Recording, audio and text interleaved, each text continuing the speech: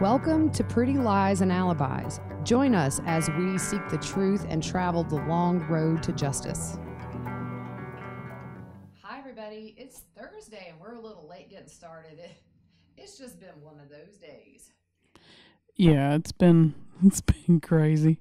So you got over here this afternoon, and it's just one of those times where it seems like every 2 minutes I had to get out of the seat for something, and we go back and forth doing things all day, and then the last thing my daughter does is, bless her heart, slams her fingers in the door right before we go on.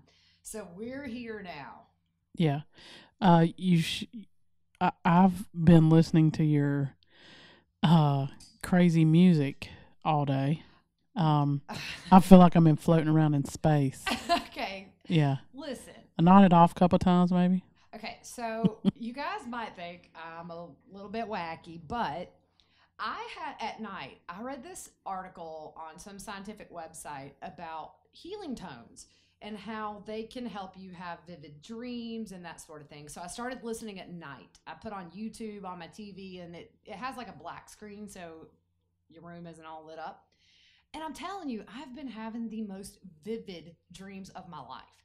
And so I started reading a little more on it, and it said, hey, you should try this stuff when you're working at your desk. And I don't know. I mean, normally you come in and I'm blasting like Pink Floyd or something from the 80s, but this stuff has gotten me very zen.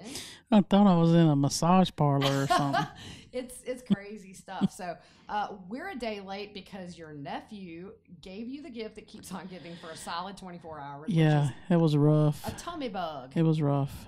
It was not fun at all. Yeah, we're glad you're better. Yeah.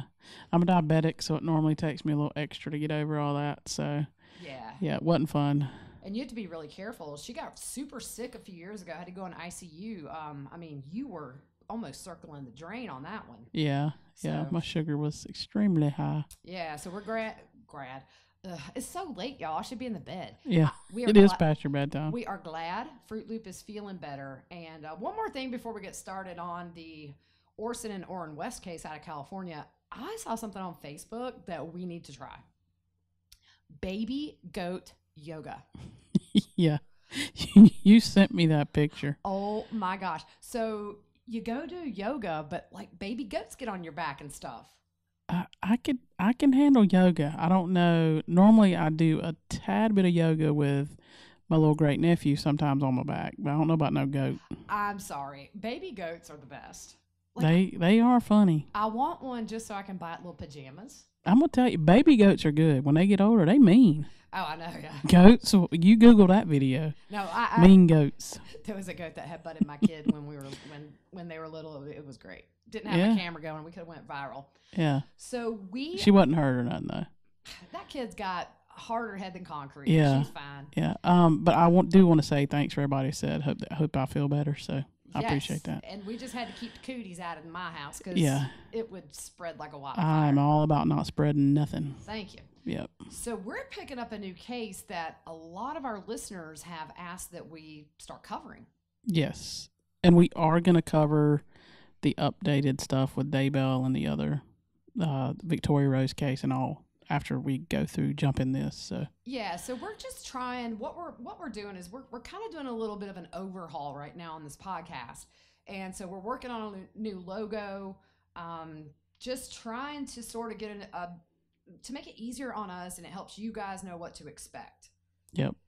So we've got a lot of exciting things coming up that I think are just going to help us. But what we're going to do is cover these cases and kind of get the backstory in one full episode. And then as these cases have updates, then you guys know how our podcasts roll. Sure. But we just want to get these stories out. And this one is so bizarre, but very reminiscent of where we were this time last year with JJ and Tylee. Yeah, it's almost a mirror. I mean, some of the stuff not religious related or anything like that, but as far as the kids missing and people moving and nobody knowing where the kids are, it's no leads, no info. I mean, there's nothing. It's like these kids just disappeared.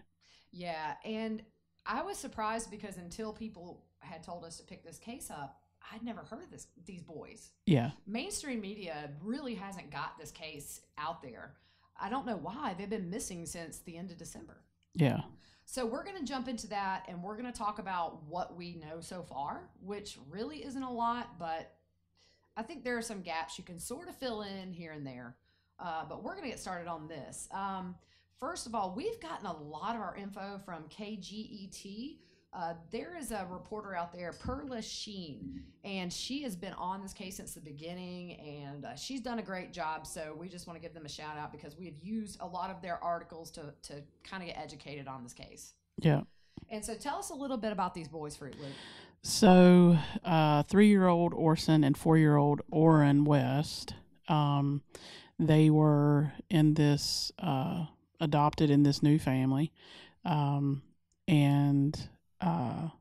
we think it was a closed adoption because I think the parents of the biological parents hadn't seen them since like 2018. Yeah. So we're assuming that was a closed adoption. And in this house, there's 2 biologicals. The parents are Trezell and Jacqueline West, 2 biological kids, and then there were 4 total adopted kids.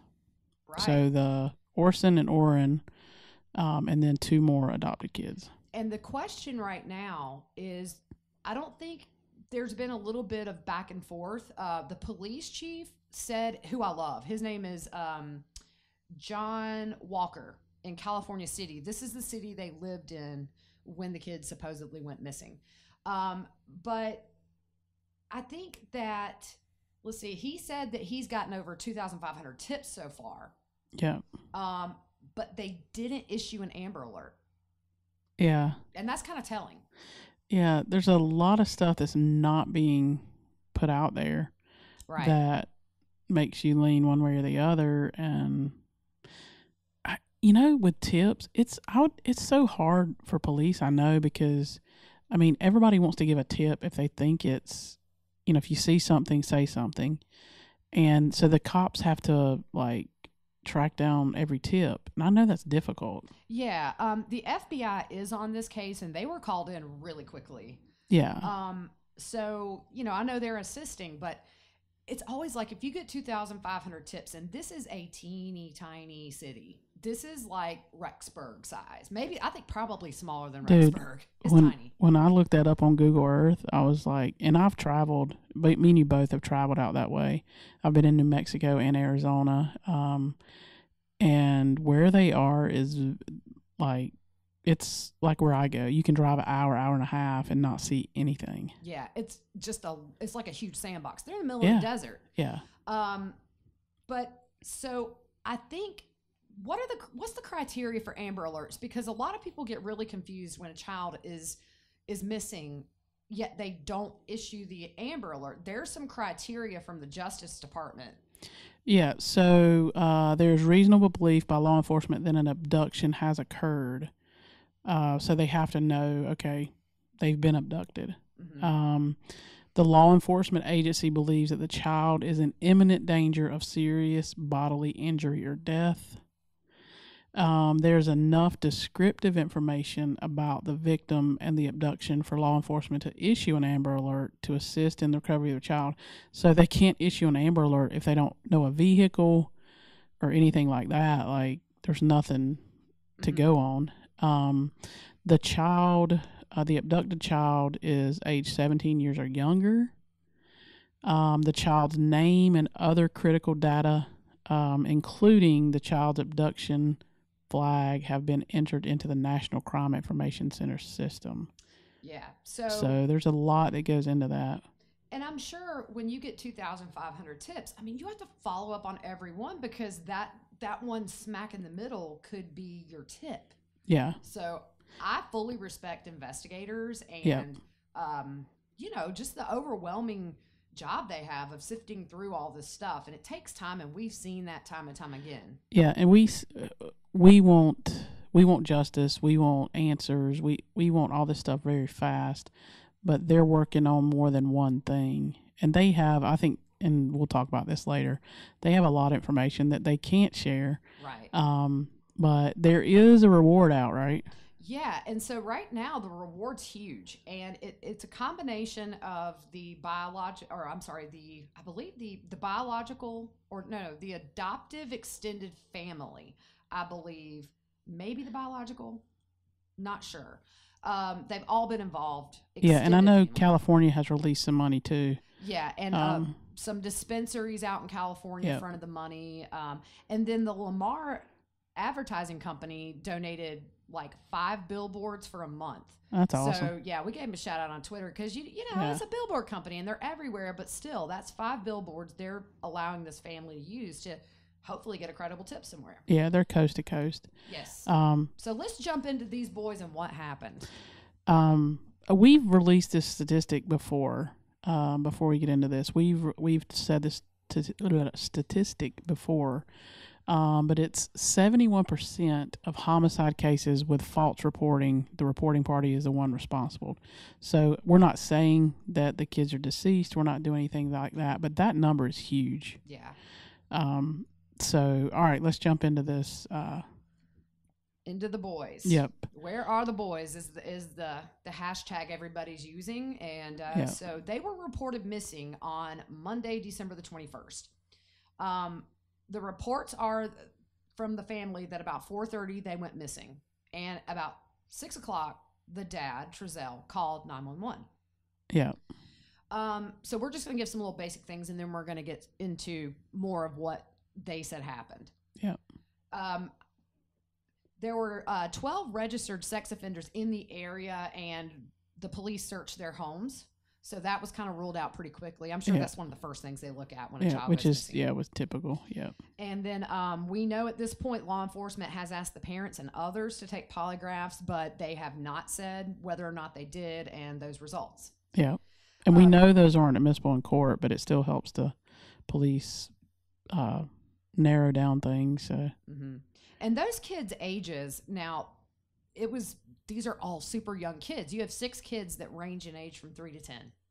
Wow. And so when did they start fostering these boys? Looks like in 2018 they were adopted, and then they were adopted in April of 2019. Mm-hmm. So they moved to Bakersfield, California, to California City in September of 2020. Mm-hmm. So it's not too far. It's about an hour and 20-minute drive from Bakersfield to California City. And when he asked about why they moved, he said he wanted to be off the grid. Yeah, he wanted to grow his own vegetables or whatever. And I'm just saying, where you're living, I don't know how much vegetables you're gonna be growing in that sand out there. Yeah, that's a little. I don't know about that, but Well, I mean, it's just a little suspect because we know the boys have never been verified as having been in that city or that house for that matter. Yeah. So the time that they moved, which is September of last year, that's kind of the last time that we think maybe somebody saw him. Yep. So that's kind of it. That we've heard so far. Right. So it's kind of like, it's a good time to move if you did something bad. Yeah. I mean, you're going an hour and 20 minutes away from a possible crime scene. So I'm just saying, there's a lot of us been living off the grid since COVID hit. I'm just saying, like, it's like one of those things you come out like the bear coming out of hibernation. Yeah, hadn't seen daylight in months. Like the vampire when the sun hits him. Yeah, it's no joke. My little great nephew, when he started going outside after we'd been inside a good bit because our weather was bad and everything, the sun finally came out and he's like sticking his head in his shirt like he can't see. He's like, "What is that thing in the sky?" But yeah, so they were very off the grid. Yeah. But it's just odd that the boys were never seen. Yeah. They're back in Bakersfield right now, and I can't help but wonder why. If my kid is missing in California City, I'm not going to leave and be an hour and 20 away. No. That's kind of weird. Yeah. And I did watch the interview they did with there was like, I think 3 news agencies, and they were getting kind of hammered pretty hard by extended family from the biological family at that thing. And I'd never seen that before. Like they were doing an interview and all of a sudden you just hear these people start yelling questions. And I'm like, wait, is that a reporter or a neighbor or what? No. But it ended up It was the being biological family. So, well, I think the neighbors there were some people in the community that were outside of the home. yeah. That were yelling, "Where are the boys?" Somebody drove up in the middle of the night and like tacked up a poster that said, "Where are the boys?" So Yeah. law enforcement has made very clear that in Bakersfield and California City that the people that are doing all this to the family, the adoptive family, the extended family has gotten death threats. And that, I mean, what's that going to do? Yeah. What do these people have to do with anything? I mean, nobody is a suspect at this point, but I don't think these people are going to be, vocally saying, help us find the boys if they got something to do with it. Come on. Yeah. Yeah. So, yeah, but they've had a problem with that. And law enforcement has said, you may think you're helping, but you're doing the worst thing you can right now. Yeah. Yeah, I don't get moving back either. Like I would want to stay, in the hub of, Yeah. where they went missing. Because the dad said he thinks that they're around there. Yeah. He made that comment to the media. So He why did. would you move away? Yeah. I don't, because I'm under the assumption that the biological family lives close to Bakersfield, I guess. I guess. So, I mean, it's not like you're moving away from somebody, attacking you or whatever. Right. So, Another theory I had about the move, if the boys are dead, is it that they wanted to get far away so that people would not routinely see them and then question where the boys are, because they were reported missing right before Christmas.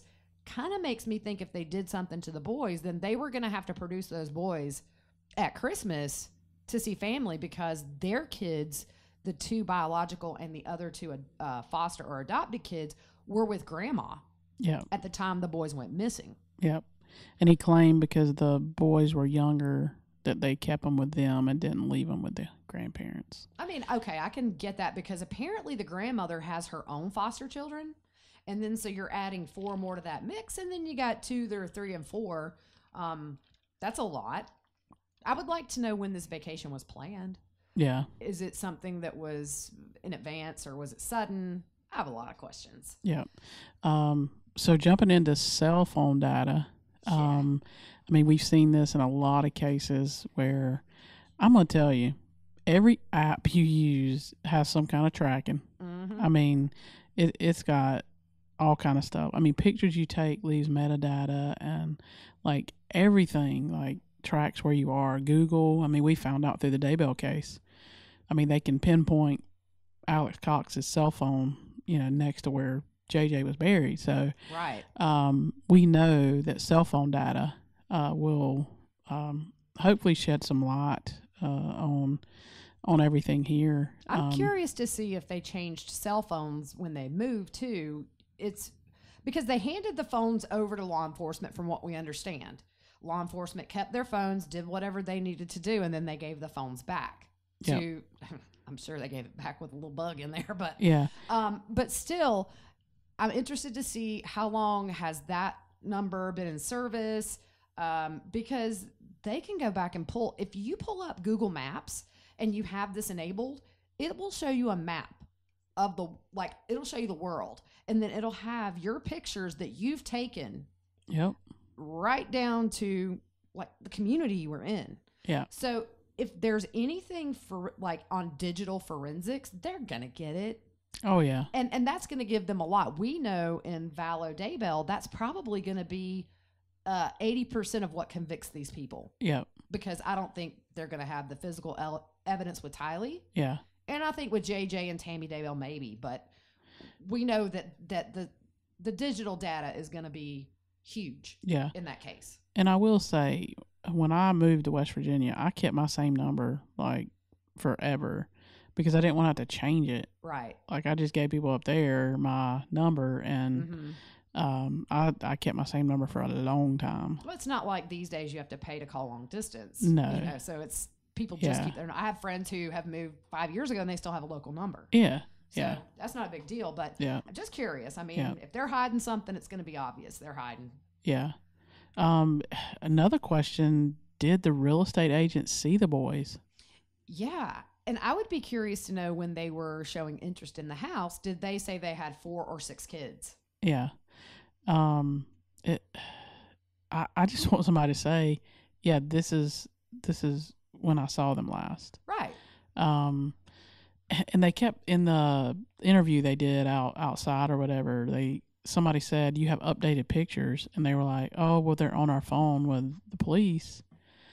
And we haven't seen any updated pictures. No, and we know the police have given the phones back. Yeah. So I find it odd that if they have updated pictures, as soon as those phones were handed back, to me, any parent would say, here is an updated picture. This is what they look like. In fact, all the pictures that I've seen come out, with the exception of maybe the 2 that are on the missing poster, have come from the biological family. Yep. My kids, I have 2 teenagers and an almost 10-year-old, and I take pictures of at least them daily. Yeah. And I think most parents do. Yeah. So it's just odd if you would have a family with 6 kids and she can't give you an updated picture of the youngest, which usually are like the funnest to take pictures of. Yeah.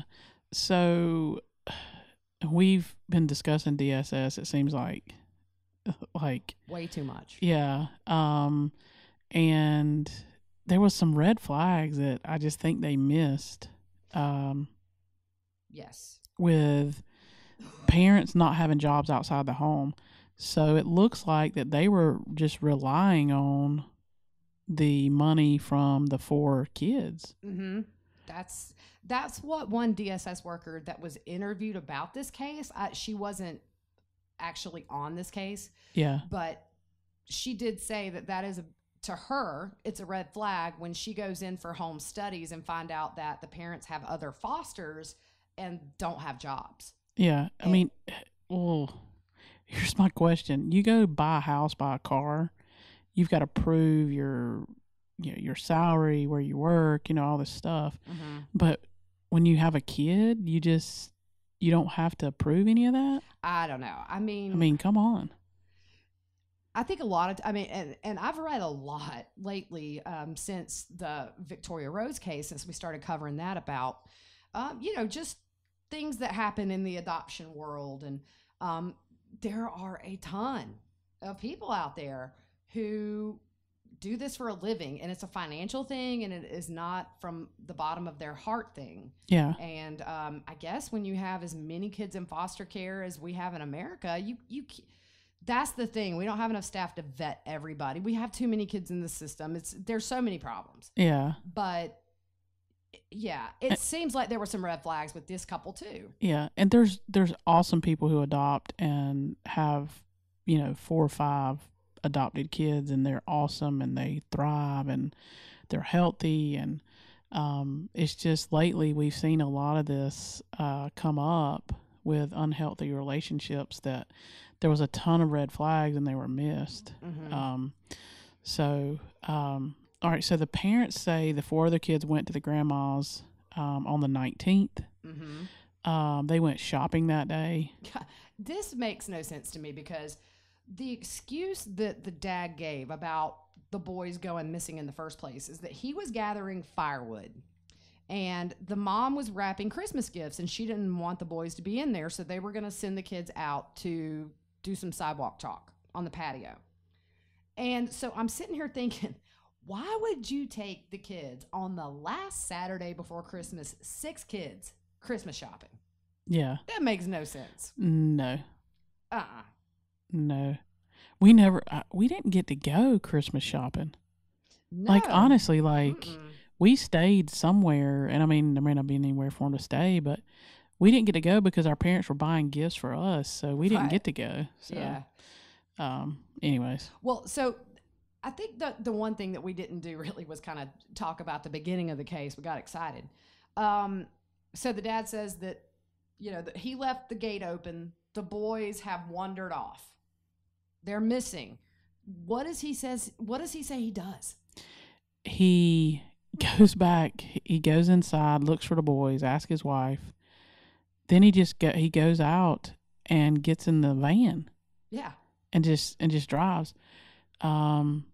We noticed that there were 2 swimming pools right behind his house. One looked to be in ground and one looked to be above ground. But he didn't mention going out there and looking. You don't see him on the surveillance that we've seen, even going around the side of the house against the fence line looking for those boys. No. He doesn't. You don't see a frantic parent doing anything they can to find a kid. Yeah. It doesn't make sense. Honestly, I don't think I would get in a vehicle. I would be going door to door as fast as I could. Right. Around my area saying, have you seen my kids? I don't think just whipping up down the road, because then they weren't gone long. Right. They're not going to be, they're 3 and 4. They take short steps. Yeah. So they're going to be, if you literally went inside for a second and came out and they're gone, well, they can't go far. Yeah. So to get in the car and just kind of go straight down the road was huge for me. I just thought, first of all, the gate's open, so let's go search inside the house. Yeah. Yeah, just weird. Yeah.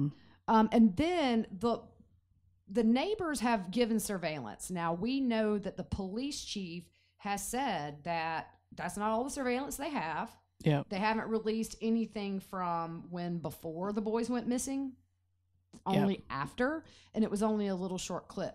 They did release some other footage that maybe the neighbor released it, I'm not sure, but it shows the last time they say the boys left the house. Yeah. And you see 4 little heads getting in the van. Yeah. And then that's it. The one thing that I thought is, after having 3 kids and having a van, and I'm talking a minivan, this was like a van. This is like a 15-passenger van.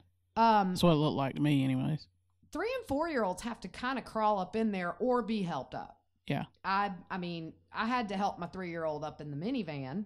Yeah. You don't see that on the video. It doesn't seem like those 2 boys came out of that house and got in the van like the family said. Well, and you got to buckle them in a car seat. Right. I'm curious to see, when they impounded the van, did it have 2 boosters or car seats, whichever they were in? At 3 and 4, they probably boosters. Yeah. The big boosters that look like car seats. But, yeah. I mean, it's going to be really easy to prove if those kids were ever in that house or in that van. Yeah. So when they return, the parents are the only ones seen returning that night. Yep. So I don't know. And I don't think there was any kind of chalk drawings or anything on the back of the concrete. No, and there were no toys in that yard either. That was the one thing the neighbors said, that they had seen a couple of the kids, or some of the kids, but they couldn't say that they ever saw the little ones. Yeah. And then the police chief, at one point, he's been great about doing just some sit-down interviews with local media, like 30-minute little interviews where he doesn't really give anything. But he did kind of the other day slip up a little bit, and they were talking about if they thought anybody knew what had happened. And he said something to the effect of, they know what happened. Somebody in there. He was talking about the house in California City. And then he immediately, you could see him correct himself, and he said, somebody somewhere knows something. So we totally believe that there's way more they know than what we know. And that's why we say so much like Vallow, is because this time last year we were like, she's never getting arrested. These kids have vanished. We don't know if they're dead or alive. And so I think in a month or 2, maybe we'll start to see some movement. But yeah, and we both have thrown out theories of what we think, and me and you are on 2 opposite ends. We are very much on opposite ends. Yeah. I just, when you look at everything, my thought, my gut goes to, they had money coming in for 4 adopted kids. That's a lot of money. It is. And why and how do you possibly kill a 3-year-old and a 4-year-old, like, together, like both of them, so you're down that money. I'm just not sure that these kids weren't sold somewhere. The child trafficking is huge in those areas. you have California, Nevada, Arizona, New Mexico, like all in there. There's a lot of trafficking over the border, and I don't know. I just, Yeah, I mean, we'll do that. We did this with the Daybell case. We One did. week it was they're deceased. The other week they were held in a bunker somewhere. So yeah, I just don't.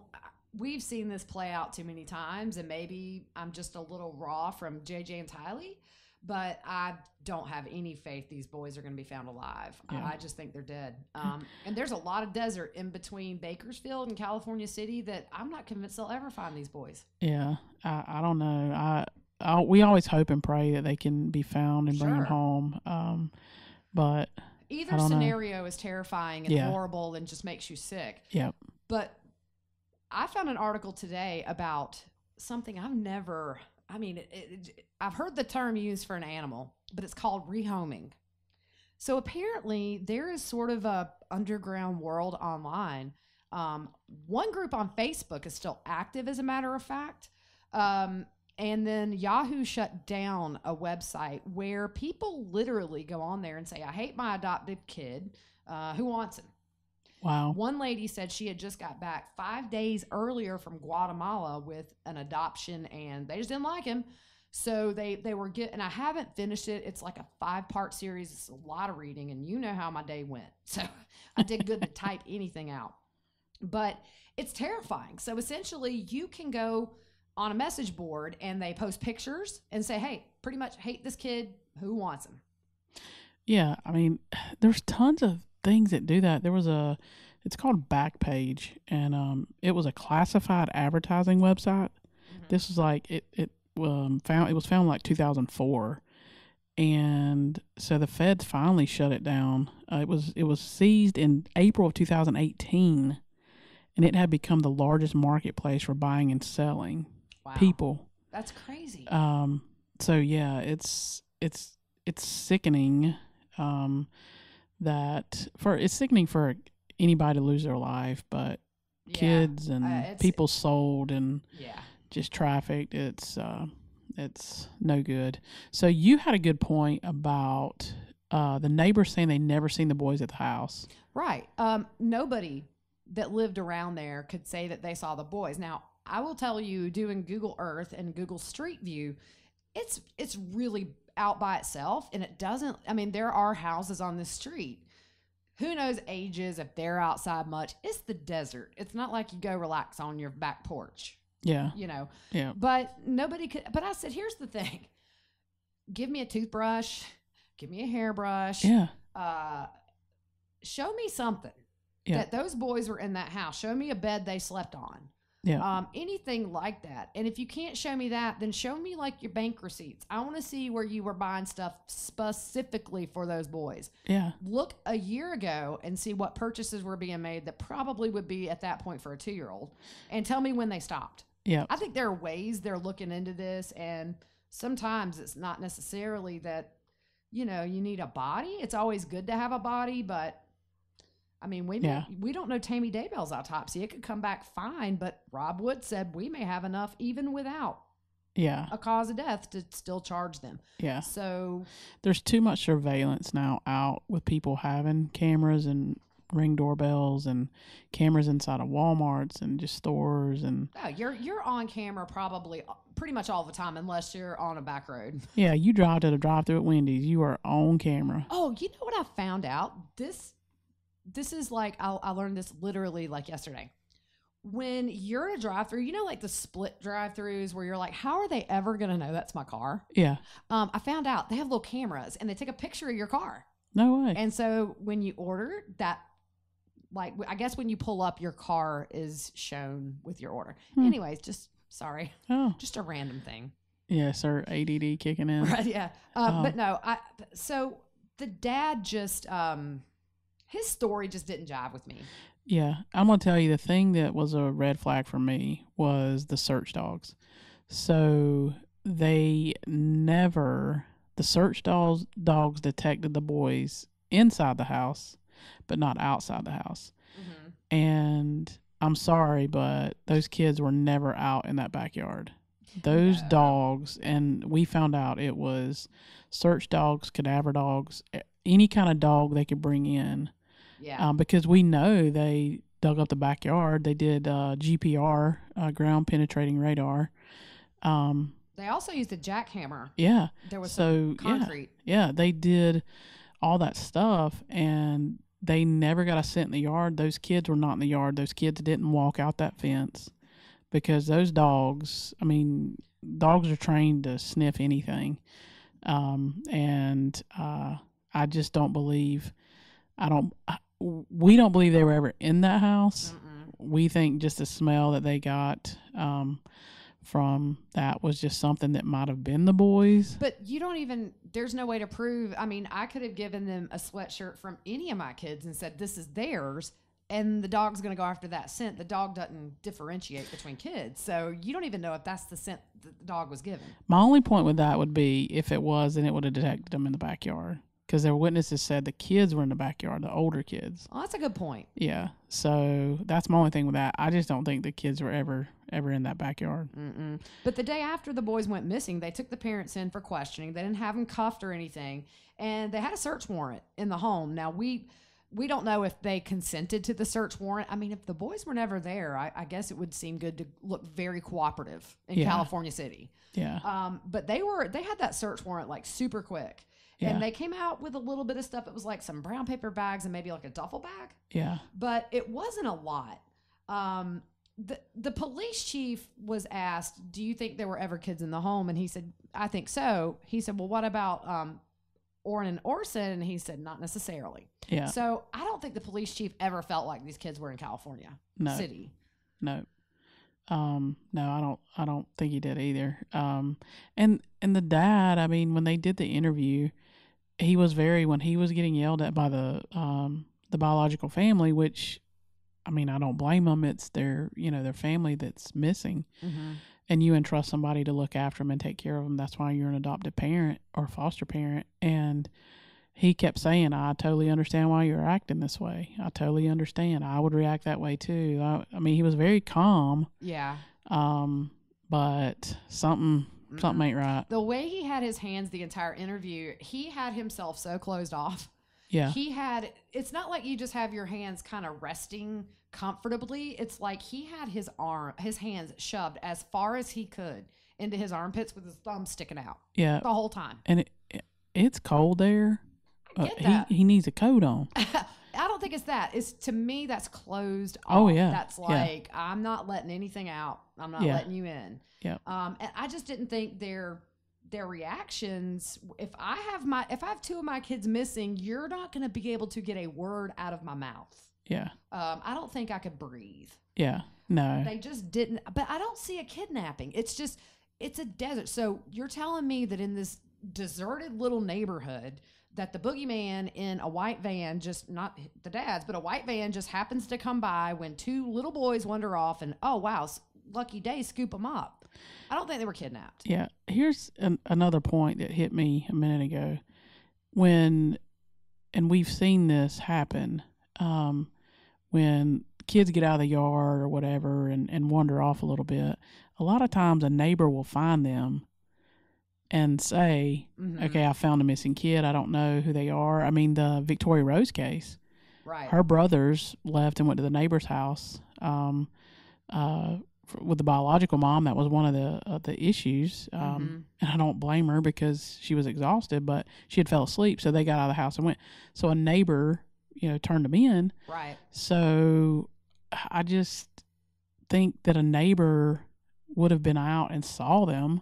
Yeah. And I don't know about you, but if I'm riding down the road and I see a little 3-year-old and 4-year-old walking by themselves, I'm probably going to stop and assist and find out where they're supposed to be. So yeah, but the sheriff has suspected foul play. I mean, he really does suspect foul play because there's just no proof of life. Yeah. He's not. But they do have a person of interest, he says, but he won't say how many. Yeah. So they're on it. It's just. It's not in our speed. We want it quicker and we want answers now. And we discuss this sometimes with them, and I understand they have to withhold information because it's an investigation, but it makes more speculation when you withhold some of that stuff. So yeah, and we've seen that all year. Yeah. In the Lori and Chad. Yeah. Just Yep. crazy speculation, and then you get to the point to where some rumors can be just passed off as fact, and then it's confusing, and it's insane. Yeah. I think it's crazy that these people are having to, like, the extended families are just having to deal with nasty people. It's just so counterproductive. Because they didn't have anything to do with it. No. No. So, and feelings get, I won't say feelings, but emotions get in the way when things happen to family and stuff like that. And I understand that, but just be civil and just everybody come to a conclusion where, you're in it for the kids. Right. You have to set your emotions to the side. And I mean, these people, instead of standing outside of people's homes or sending ugly messages, if they wanted to post flyers on Facebook pages with their time instead of being, counterproductive, that might be an idea. Yeah. But, people come out with the pitchforks and anyways. Yep. So we know they're searching. I would think they were searching all over between Bakersfield and Cal City, and I'm sure they're looking to see if there were any odd stops at any point where they stayed for an hour in the middle of the desert or anything like that. They did the same thing with Letitia when Gannon was missing. They were able to track her to the area. That's when they found the particle board that had his blood on it. Yep. So usually criminals are just stupid in some way. Oh yeah. They leave a trail, everything but a popcorn trail. Yep. So, and I'm curious too, when was the last time like a dentist or a pediatrician saw these boys? Might give some time too because at that age you go once a year. Yeah. When you're healthy, and then you got visits when you're sick. Normally your 4-year-old's in 4K. I mean, they are here, so I don't know. I mean, I know you don't have to go, but you have COVID, so that's true. It seems like they were keeping all their kids home. Yeah, that's true. We know January 3rd, the apartment in Bakersfield was searched, and I'm curious if they've started searching landfills in Bakersfield or California City or really anywhere along the way. Yeah. That's going to be hard, but they're really amazing at how they can quadrant that off, and then they can narrow down, okay, a year ago, we dumped trash from this neighborhood here. Yeah. That's crazy. Yeah. So I'm sure they're doing all that. Yep. And then just the purchases and everything else. You're going to see if they bought anything that is suspect. Oh yeah. So that's kind of all we know about this case. I mean, there's just not a lot out there, but I do think the other thing that they're not saying is when the grandmother who lives in Bakersfield said she last saw them, he said it would cause people to speculate. So I think you can kind of draw something from that too. Well, we gonna speculate as to why, when. Yeah. Speculate about speculating. Right. I mean, because the grandma has not been implicated. None of the nobody's been implicated right now. Not even the parents. So, but is it a thing where she got the date wrong or there's no telling. Maybe they have proof on their own with surveillance that wasn't the case. Yeah. So who knows? There's just not much coming out right now. But body language, they've been looking at that interview all day long. Yeah, but they haven't taped that house off in California City. They're just not acting like that's a crime scene. I don't think that they believe anything happened there. No. Cadaver dogs and all that, they would have hit something. Yep. Curious to see about the van. I don't think they've got the van back yet, have they? I think I read today they have not got the van back. I know they still had one of the vehicles. I just don't know which one it was. Maybe that what I was seeing. But we're going to keep an eye on this case. We're going to stay really active on it. I think that these boys need to be in the news more. Yeah, show their picture. I mean, because if you have somebody out, if mainstream media is not covering 2 missing kids, 3 and 4, that one person that has a credible tip might never know these boys are missing because the media ain't covering it. Yep. See something, say something. And we need to see something, say something just in general. Yeah. All these kids that are dying, I feel like, are we going to have to become like a vigilant society where we look at parents with their kids in Target and I don't want to become that way, but man, it's just, if you look at Victoria Rose on the Instagram, she got bruises in every picture. Yeah. You just don't look for it when things are good. No. So we're going to stay on top of this case. If anything happens, we'll keep you updated. But, we had this hearing yesterday with Mark Means. Oh, my goodness. John Pryor. Yep. Rob Wood. Everybody was on that The screen. judge and my hero, the court reporter. Yes, the court reporter. Yep. So we know this was Mark Means. He filed a motion to compel. And I just want to say, you can tell they do not like each other. No. No, it's like Rob Wood, dude, he's got some patience. He does. That man's got a gift, because I'll watch him when, because Mark Means and John Pryor both can kind of really just get very accusatory in their arguments. And I just watch Mr. He like cocks his head to the side when he wants to say, what the heck are you talking about? Yeah. He cocks his head to the side. I'm learning his body language. Yeah. I mean, I did think one of the things was funny when Pryor spoke up and said something, and the judge said, well, you didn't file a motion. Yeah. You don't have a motion here. You didn't file a motion to compel. Uh-huh. And he said, well, I'm just speaking on behalf of Mr. Means. Yeah. So it's like father and son there. Yeah, I don't even know, why he was there, but. I guess because they're Yeah, I get it, but. Whatever they are. But he wasn't allowed to speak. Yeah. So, at the. Oh, gosh. Yeah, I know everybody is entitled to a defense, and we're not going to talk mean about anybody. Just one of the two irritates me a lot more. Yeah. So the judge ruled for Mark Means. Kinda, sorta. In one of them, he's like, okay, make sure you give him everything. Make sure he has everything.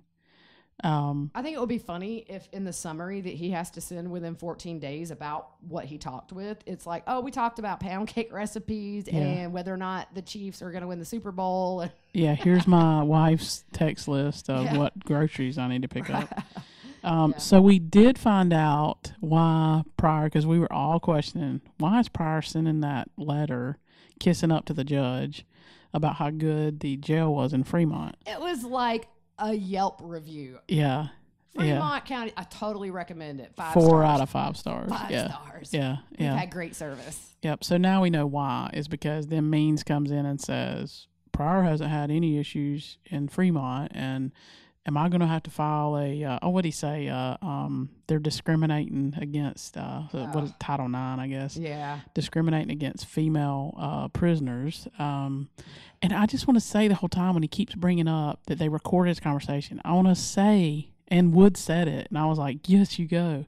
He said, it's because you didn't turn your phone number in. Yeah. That's why it was recorded. Right. And then Wood goes, I had to turn your phone number in for you. Oh, that's hilarious. Yeah. Burn. So, get it, Wood. Oh, yeah. So the no cell phone didn't fly. Yeah. That was the judge great. was like, I'm not going to allow her or anybody for that matter. I mean, he just kind of, without saying it, thought, dumbest thing ever. Yeah. Wood goes, I've never heard this request ever. Right. And the other thing that Rob Wood said at the hearing was that I think he was 8 days late in responding to them. And he said, I've never seen anybody file a motion to compel after 8 days either. Yeah. But I think that Means and Pryor, right now, all they can do is just try to knock Wood off his toes. Yeah, they're nitpicking. Mm-hmm. Just nitpick, trying to, and it's like you said, it's all hogwash. It is hogwash. It's hogwash, y'all. It's hogwash. But so the next hearing for Chad is March 22nd. That's the motion to dismiss. Yeah. So I'm just going to go ahead and tell y'all it's going to be denied. Yeah. Just a preview. Yeah. But we'll see. We'll see what the argument is. He's just going to say that they haven't charged him with anything really other than the 5 years of peace felonies. I don't know. But yep. Then you have that, and then you have the pre-trial on June 2nd, and then the jury trial on June 12th. So far, we don't know if those will hold, but no, I think more charges will drop, and those dates will be out the window. Them big ones is coming down, and we talked about this. Like some of this nitpicking coming from Pryor and Means. If Wood would just drop those charges, just drop them so they can just hush. Right. Just hush. It's not going to matter. Exactly. When you got, I mean, let's do the math. Charges possibly for, we think charges for Charles. Yeah. Charges for Tammy. Yep. Charges for JJ. Charges for Tylee. She's looking at 4 murder charges. Yeah. Chad, 3. Yep. I don't think he had anything to do with Charles. Well, no, I'm not physically, but like I'm sure he knew about it. Yeah. But I'm saying they can't. I don't think they can tie him to Charles. Although conspiracy. heck, I've never thought of that. What if they have some digital proof he conspired in Charles's death? Yeah, oh, he did. He told her he was, what was that name? Oh, it's left me. Oh wait, Nick Schneider. Yeah, Nick Schneider. That is the most. It sounds like somebody on One Day at a Time. That old. Is that Schneider? It was Schneider. That's why I'm thinking Schneider. Yeah, but yeah. So I'm saying he's implemented in that one too. Maybe I have never even considered. After all this time we've been doing this Fruit Loop. Yeah, they're going down. Oh gosh. Four. It's going to be better than Christmas morning when these charges come and all these people get justice. It's just going to be awesome. So I'm just saying, friends of Wood, tell him just drop the charges. Come on, Wood. Do it. Just drop them. Lay down the gauntlet. Yep. So switching gears back to Victoria Rose, which is the case, the other case we picked up. There was a great article that Mandy from Fitz News put out, and I think we shared this on our social media. She has done some great investigative work, and she had an interview with a friend that was a close friend of Ariel Robinson's from elementary school on. And she was actually supposed to be, that like runs together. Like she was supposed to be. It is a little tongue twister. It is, isn't it? You did good though. That's pretty good. She was supposed to be at Ariel's house the weekend after Victoria's death. Now that would have probably been like maybe an adoption celebration, because if you remember, they were going to formally adopt these kids on the day they were arrested. Well, it was actually, and YouTube has pulled all this stuff, so we don't know what it looked like or anything, but it was actually they were going to film a cooking segment for her new YouTube channel. Oh. So this is a red flag right here. So this girl has been friends with Ariel since she was in elementary school. So Ariel calls her the day after Victoria dies and tells her, I'm sorry, or she sends her a message, I'm sorry, and tells her, I'm sorry, we're going to have to cancel for tomorrow. I will be in touch. That was on January 15th. She didn't mention anything about what happened the day before. And this lady, she has a daughter, and they were talking about just a couple days before Victoria's death, she was talking to her about their girls playing together. Mm-hmm. So this lady who wanted to remain anonymous, I'm sure, said, I don't blame her, said that that the friend's father called her to tell her the news, and she actually argued with her dad that it wasn't true. So it wasn't until after the hearing that she heard the details at the bond hearing. She said she began to understand what happened and why she was guilty. Wow. So, I mean, they'd been friends, since, like I said, since elementary school. And she said that Ariel grew up in a loving religious home with a strict father. He was military, so he seems like a really cool guy. He seems really funny on one of the Instagrams. It was Ariel and her sister, and he had put a sign on his grass that said "Don't walk on the lawn" or something, or "Stay off the lawn." Yeah. And so they went running out on the lawn, but you can tell in every video he just seems like such a pleasant man. And we always feel bad for the families that didn't ask to be drug into this. Yeah. So the friend did say that Ariel tended to be a bully when they were in elementary school, but by middle school she was the girl that everyone was friends with.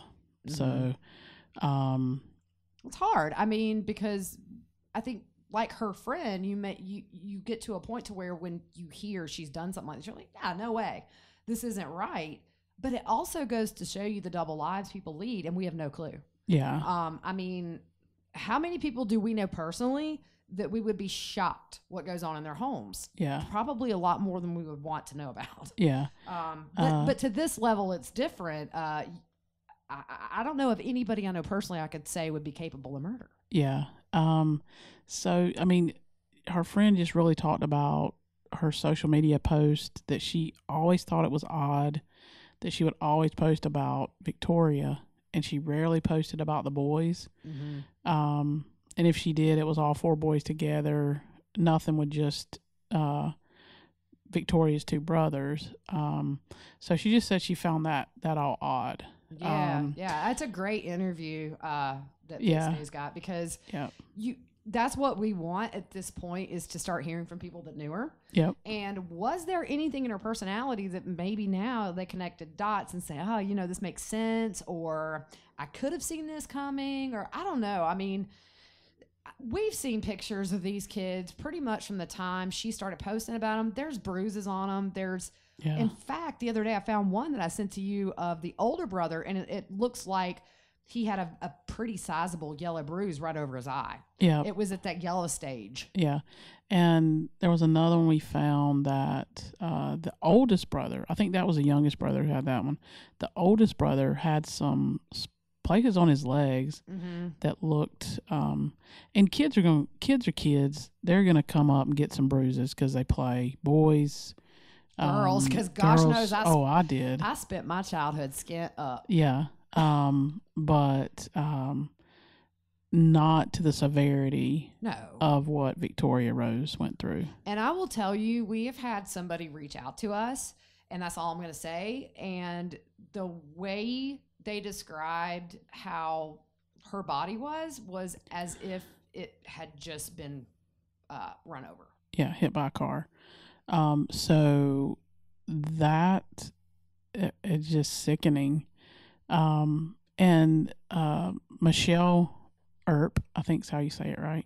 I believe so. Yeah. She did a Nancy Grace interview that I listened to, and one of the things she said, and she was emotional, and we're definitely praying for you guys because I know it's hard. And she said she can't help but think, would Victoria still be here if they would have got help sooner? So after however long she endured what she endured, we know the husband went to CVS to get stuff. They put her in a Epsom salt bath and all that kind of stuff. Would she still be here? Because the guy that's a medical examiner on, I don't know if he's a former medical examiner, I think. His name just left me on Nancy Grace. He's always on there. Michael Baden? It might have been his name. I can't think. That might be it. He's the guy that had the show Autopsy on HBO. It may be he's my favorite. Yeah, he's really cool. He said that he guarantees that there was a brain bleed. Oh yeah. So I just don't understand it. I don't understand how you can do that. No, it's just I've never been able to even spank my kids. Yeah. Thank goodness they're all sweet and adjusted and not raging. But I can't physically hit a kid. I'm not saying anything other than, for me, that's like a no-go. Yeah. I will say, and we've had some of you reach out, there are different qualifications for money continuing and money being cut off. And we've seen this in these cases we've looked at. There are some times where criteria is not met and the money does stop once they're adopted. Foster care, you get all your services, and sometimes there's times when the adoption goes through, it does stop. It could be monetary, you make a lot of money. So different things, there's different criteria. We did have a source tell us that there's a possibility the money would have continued with Victoria Rose and her brother's cases. So, but there are different ways that comes and goes. So I think it's the two cases that we're covering with Victoria Rose and with Orrin and Orson. Both sets of parents, we know Ariel and Jerry online were accused of doing this for money. And there's been the same concern raised about these adoptive parents in California. So we know money's an incentive for some people out there, but we just want to shout out to all those awesome adoptive and fostering parents who are putting their heart and soul into these babies and keeping them safe and healthy, because they're kids, they're our future. And I can't, it makes me want to stop what I'm doing and just buy a van and just go around the country and try to help kids. I said that, my favorite person in history besides Jesus is Corrie ten Boom, and she's my favorite story. I'm actually I've read almost every one of her books, but when she got out of the Nazi prison camp back in World War II, she opened up like these places for actually Germans to come in because they needed help because they had been through a tough time too. So I always thought it'd be really cool. Like you remember our elementary school they tore down? Yes. So I always thought it'd be really cool to buy that thing and just set it up as an orphanage or something for kids that they could just have a awesome time, family support. Yes. Can you imagine if you and I ran an orphanage? Oh my goodness. We would have the best time. It would be so cool. It would be like the fun orphanage where oh my gosh. Kids can be a kid. It's like McDonald's. Oh yeah. That would be amazing. That's the other thing that bothers me about, and I see this happen a lot when you're out in public or whatever. Kids are kids. Kids aren't adults. Right. And people try to treat them as adults, and they're not adults. They're kids. You're going to be sorely disappointed every time you expect a kid to act a certain way. Yeah, exactly. Yeah, it's people. I don't know. It just seems to me like these days in general, people don't have patience anymore. No. Parents, the guy next to you on the highway. It's man, we just need to like slow down and reprioritize. And I think we all just need to like reinvest in kids. Somebody commented on, I think it was YouTube or Facebook. It was a wonderful idea. She said she was retired and she's bored. And she said, we need to start something here in Greenville where maybe retired people go and hang out with these foster kids and just to go lay eyes on them, but also to be not that staff member. This is just kind of an, middle-aged, older person that's kind of a buddy. But also that the kid might feel comfortable too. We need to start doing things like that in this community. And all over the country, we need eyes on kids. Yeah. Let's not get people that are just home and bored. Let's put programs in place where people that want to do this get training to do this, and then they go do it.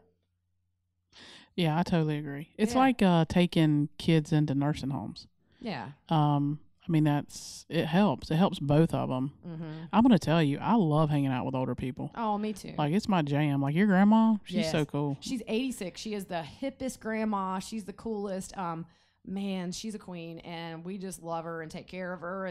But she's kicking and doing her own thing, lives alone. And my grandpa died 4 years ago, and it's been rough, but she is living her years. Yep. And I'm so thankful she's healthy, but I can't imagine a world without her in it. But we do love our elderly and our babies. It's just, it's just starting out and loving the ones that took care of us when we were just starting out. It's a circle. Yeah. There's so much history. Yeah. I mean, so much history. So they lived through a lot of stuff. Grammy loves to tell us about, her childhood and smoking the Indian cigars that hung off the trees when she was little and stuff. Yeah, that's funny. Telling what that did to her brain. But anyways, we're done for the night. This has been a long one. How long?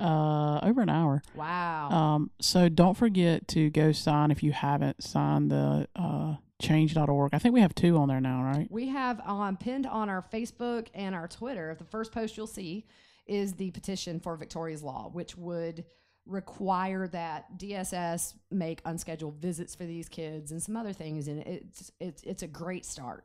Yeah. And we're really pushing that. They've got a ton of signatures, over 30,000, I believe. And we're just going to keep sharing it until we don't need to share it anymore. Yeah. And we've got to find the other one. There is another one, Gainon's Law. There's another one out there for that one. And it's, I forget off the top of my head what it's about. I should have researched it before, but we'll find that and put that up too.